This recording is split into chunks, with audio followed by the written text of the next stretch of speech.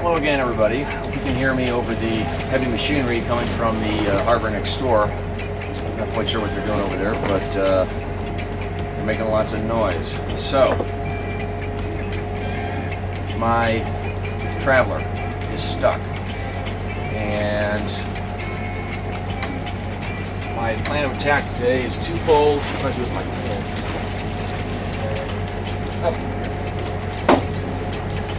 So, again, not advertising any products, but I sprayed all my deck screws with some PB Blaster. It's been sitting for about an hour. We'll see if that doesn't help. If it doesn't, I guess I'm going to have to drill through it with a titanium bit. Those holes have to be refilled anyway. I'd rather not do that. I just feel, I don't want to tear up my deck, and I also don't want to destroy the teak base that the Traveler is sitting in. I may not have a choice. I don't want to leave it there, repainting, refinishing the deck. I don't want to do this again for a while, and I'm just afraid if I leave anything on the deck that it's possible for the finish to crack or craze right around the edges of where that piece happens to fit. So one last ditch effort to try to get this thing off, and hopefully it'll work. Alright, I'm gonna go down again into the cave there to hit this from underneath the deck. The reason why I'm doing it that way is I don't want my bilge to fill up with washers and nuts. All I need is for one of those things to get stuck in my drive shaft or stuffing box. So down we go. One of the things about PB Blaster is, pretty sure it's made from gasoline. It smells just like gasoline, and directions say you got to keep everything well ventilated. Hopefully this is well ventilated. I can't imagine my death would make national news, but if anybody is watching this locally, I guess we're going to find out if you can be in a lazarette cockpit, or the cockpit lazarette with the hatches open after filling it with petroleum fumes and not pass out at one. So I think it's going to be okay, but let's try it. So, okay, that's a good start. A little plastic thing came off.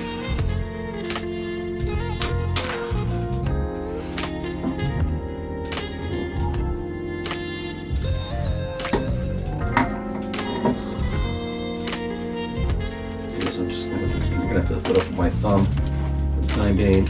Oh, shit. I don't know if we're... I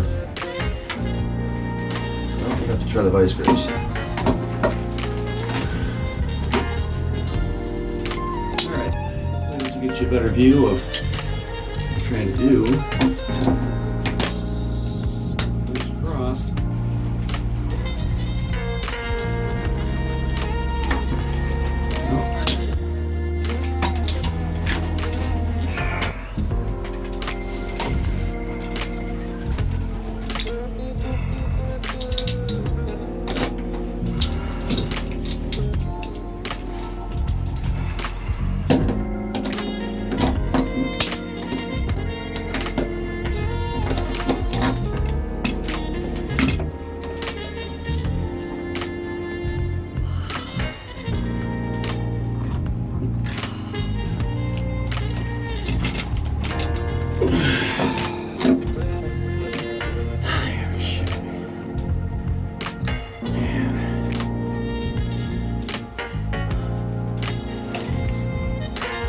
So what you're looking at here is a time lapse of me using a vice grip for the nut that is under the deck, and then clamping that down and torquing on the head of that screw, which is a 1/4 inch stainless steel if I'm not mistaken, those flathead slot.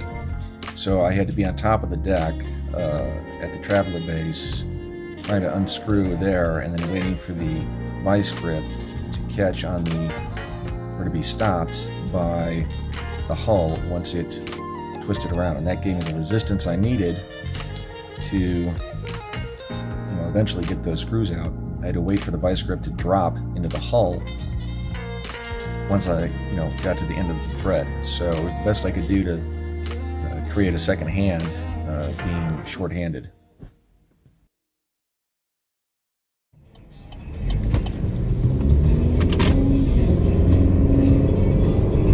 Morning, everybody. Well, it's morning for me. It's been a couple of weeks since my last vacation break, and I'm headed down to the boat yard today. As much as I like Trout's Yacht Basin, the service I get there and how down to earth it is an hour away, which makes it difficult not only to work on the boat but to enjoy the boat. So I started to find a few places around Lake St. Clair that are closer to me that might be a little bit more within my reach. I didn't find them the first time I went looking. Everybody wanted at least $2,000 in the summer. Incidentally, that's a topic worth an entire video in and of itself. How big a boat should you get? Just because you can afford to buy a boat in the mid-30s or even closer to 40 feet, it doesn't mean it's going to be economical for you when you try to use it. Most marinas charge for storage and slippage or dock fees by how long your boat is, and they do it in levels. So pretty much every marina that I've ever called up to inquire as to their dock fees, the next level up from the length of boat I have right now is 30 feet. So usually it's they do it by length or by width, and being under 30 feet is significantly less expensive for dock fees for the summertime or for winter storage than being over 30 feet or having a beam of less than 10 feet. Puts me in a lower bracket as well. So to give you an example, if my boat was over 30 feet at Trout's Yacht Basin, where I'm keeping it right now, I'd go from $1,000 to I think $1,500 for the summer. I may be wrong about that for Trout's, but for a lot of the other places I'm looking at on Lake St. Clair, that's a significant difference. You get over 30 feet and they're going to start asking me for $2,000, $2,500 for the summer season, and that's not counting winter storage. So winter storage is usually done by the square foot. So keep that in mind. Right now, I could go out and look around for a Tartan 34. I saw one in New Jersey. The guy's been trying to sell it. He's asking $6,500 for it. Now I don't know what's wrong with it, but that's a beautiful boat. Just the classic lines on that boat are just, they speak to me. Nice, deep, it's a thin keel centerboard combination. That centerboard really digs down deep, which makes it fast upwind, and it's a great boat.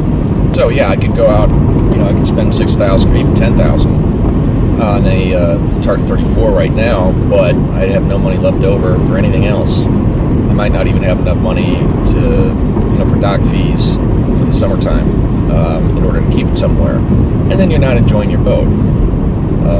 If you feel guilty for being out on it, what's the point?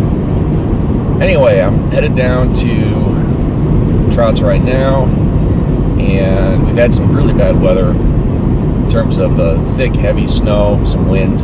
I'm just hoping that there's a boat still there when I get down there, that the tent didn't blow off of it, or that the towers didn't collapse. I had a dream the other night that one of the towers collapsed and crashed through the bow. Anyway, I'm going to be getting as much off the deck today as I can. Most of the hard stuff is done, which I'm happy about. The rest is wood trim and a couple of cleats, some stanchions. That's pretty much it. I can then start addressing the tow rail in terms of removing that and sanding. I'd like to have the deck sanded before my next break, which is at the end of the month. So I got a couple of weekends before that. See how far I get.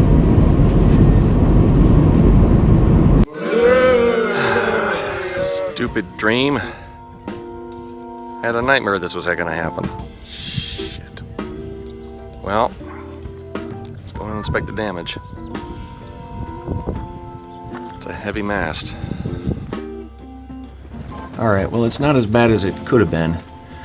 It looks like the mast did not make contact with the deck when it came down, and it didn't make contact with the top of the cabin here either.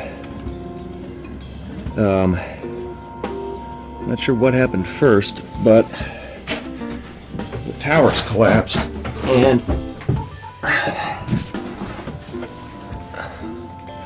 it snapped right off the screws. So, I have a decision to make here. I think what I'm going to have to do is run over to Lowe's and get some sawhorses. I think I'm going to have to, I'm not going to be able to use the mast as the spine for this tent. I just don't feel comfortable doing it anymore. I got lucky this time. Ice is what brought it down, not the wind. Never underestimate the power of ice. This tarp is not going to last as long as I thought it was. I don't know, I might get another season out of it. Alright, well, I got to cut off some zip ties. Looks like I'm going to be doing some tent repair today. Not as much deck removal. But, yeah, could have been a lot worse. I could have a big gaping hole in my deck right now. Okay, let's get her done. Okay, well, I spoke a little too soon about the damage. Actually, the mast coming down didn't cause any damage. Me getting the mast off the boat, another matter. I'm basically single-handed here. Harbor Master did see me struggling, came out and gave me a hand just to get it off the deck. But getting it off the deck caused a bit of damage to the tow rail. So I've got a good weather window here. It's as you can see, it's a bright sunny day. I had to take the tarp off completely, and I'm going to be putting that back up again, but this time just with PVC piping zip tied to the I forgot what they're called. Those things. Just have a frame over here. It'll come to me in a second. Anyhow, this is what I'm talking about as far as damage is concerned. Now, this was already coming away from the hull. I think I showed you that in prior videos. But the spreader's caught on this. I mean, I was going to have to take the mast off the deck anyway. And the reason why I didn't just put sawhorses on the deck is that I'm refinishing the deck. And I don't want to have to paint or sand around anything and then do it after the fact. And risk having the finish come out uneven. So, yeah, I've got some torn up wood here. Now, this is teak.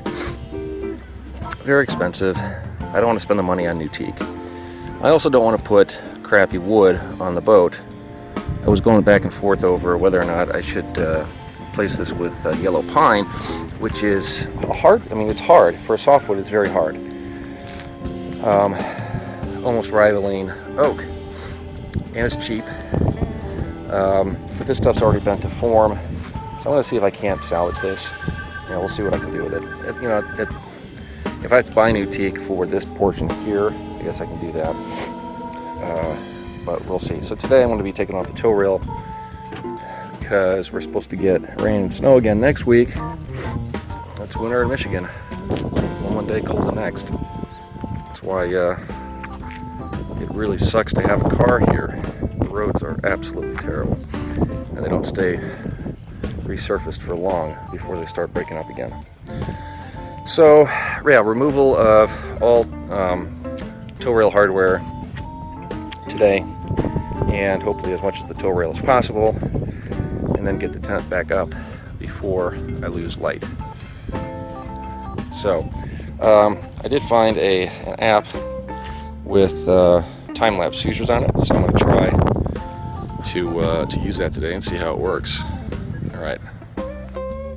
Okay, one of the things with wood, and this is not just for the tow rail, but for all the wood trim around the companionway as well, it's screwed in and finished professionally. And the camera's kind of blurring up here. If you can see it right here. There's a circle outline. It's a wood cap. And inside of that cap is one of these. Cap, plug, I don't know what the proper name for it is. It's a wood circle that goes over the screw. So it looks pretty. Alright, so I gotta dig those out before I take out the screws. And what I'll be using to do that with is either one of these, probably this one. And if that doesn't work, I've got smaller tools in the cabin. But that really should do it. So just that, my rubber mallet, and then start the unscrewing process. Of course, deck hardware, just standard flathead screwdriver.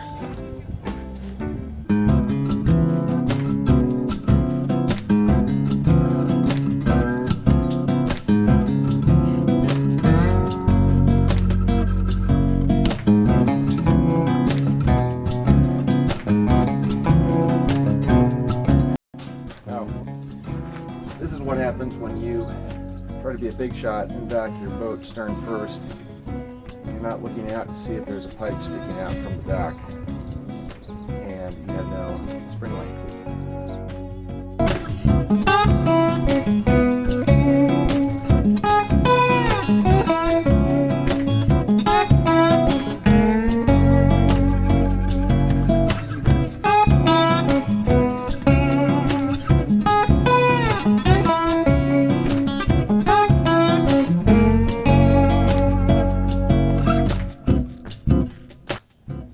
All right, got the screws out. For some of them that we're beginning to strip, you see those lines in there? It looks like the planet Saturn with rings. Well, I had to use my Dremel to get in there and cut in a groove that my flathead could pull out. Some of you might be saying, why doesn't this idiot use a screw extractor? Well, I could never get those things to work. And you know, that's damage I can live with. I'm going to be using lots of faux wood anyway to fill in. These screws were not. See how close to the top of the rail? They're put. I mean, look at this one. When I sanded it, I was actually hitting the tops of these screws, so they weren't put in very well to begin with. So I've got damage here. And the goal here is to have as minimal amount of damage as possible so that I can hopefully rehabilitate the wood when I take it back to the house. So I'm gonna, this rail is pretty loose and it should just come right off. Typically, well, I'm gonna see if I can, I've got a plastic spatula kind of a thing. I'm not remembering names of tools today, but I think I'm just gonna use my flathead as long as I can do it without chipping the wood and see how it works.